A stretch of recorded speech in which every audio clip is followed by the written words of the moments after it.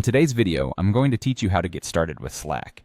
Slack is an innovative platform that promotes communication and collaboration within organizations, making it easy to streamline team interactions.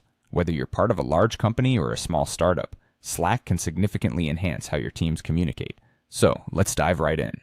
Start by visiting the Slack website, or if you prefer, install the Slack app on your desktop or mobile device.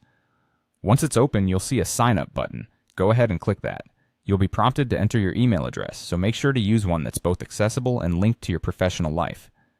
After entering your email address, keep an eye on your inbox for a confirmation code. This is just a security measure to verify your account. Once you receive that code, enter it back into Slack. Follow the subsequent prompts, which will guide you through setting up your new workspace or joining an existing one. If your organization has already invited you to a workspace, skip the step of creating or finding a workspace and simply accept the invitation you received. This will lead you straight into your workspace once you're signed in. After successfully entering the workspace, it's time to set up your profile. Building a complete profile is crucial as it helps your colleagues recognize and connect with you easily. To do this, go to your profile picture located at the top right corner of the window. Click on it and select Profile from the drop-down menu. Then, navigate to the Edit Profile option. This is where you can add details such as your display name, job title, and a profile photo. You also have the option to include your phone number and time zone, along with any other pertinent details you wish to share. Don't forget to save your changes before exiting to ensure everything is up to date. Now that your profile is complete, it's important to familiarize yourself with the Slack interface. This part is essential to maximize your productivity and improve your overall experience using Slack.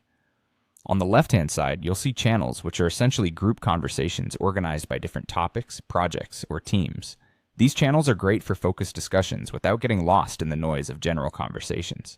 Right below that, you'll find direct messages where you can engage in private conversations, either one-on-one or with a small group of people. The activity section will show you notifications, mentions, and any replies to messages you've sent.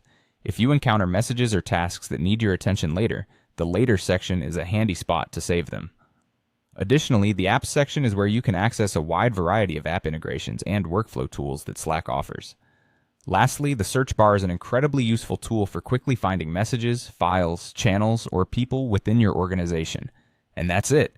By following these steps, you now have the foundation you need to effectively start using Slack and enhance your team communication.